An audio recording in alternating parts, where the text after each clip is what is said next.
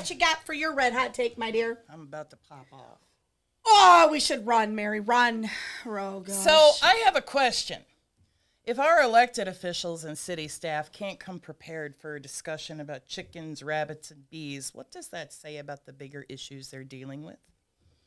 This week, Stevens Point Public Policy and General Government Committee, which used to be called the Public Protection Committee, but they changed it, so now no one knows what the hell it means. It's totally not at all convenient. This committee took up what should have been a pretty straightforward ordinance amendment. We're not talking about a $160 million jail project. We're not talking about a new city hall.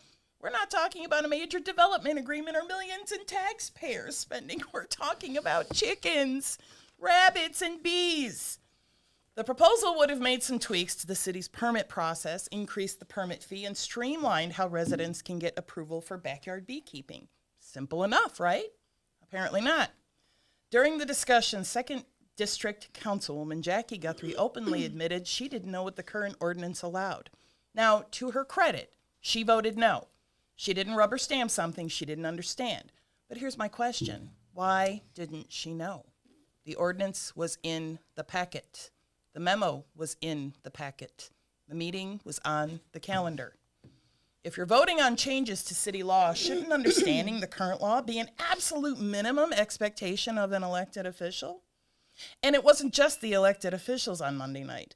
Community Development Director Jared Kivala, who I do enjoy a very communicative relationship with, brought the ordinance forward, but when committee members started asking questions about the beekeeping language, there weren't a lot of answers. How does this compare to the current ordinance? Is it more restrictive? Is it less restrictive? Why was this number chosen? Nobody seemed to know. In fact, 9th District Councilman Sam Lang, who has experience keeping bees, or at least so he says, ended up driving much of the discussion because he was trying to figure out whether the ordinance would actually would allow significantly more hive space than intended. Think about that. The committee was debating a proposal that nobody seemed fully prepared to explain. And somehow we're supposed to be comfortable with these people leading us in elected office? Look, the committee ultimately did the right thing. The majority voted no. The ordinance failed on a 4-1 vote. That's not the embarrassing part. The embarrassing part is how the proposal got that far before anyone realized how many unanswered questions there were.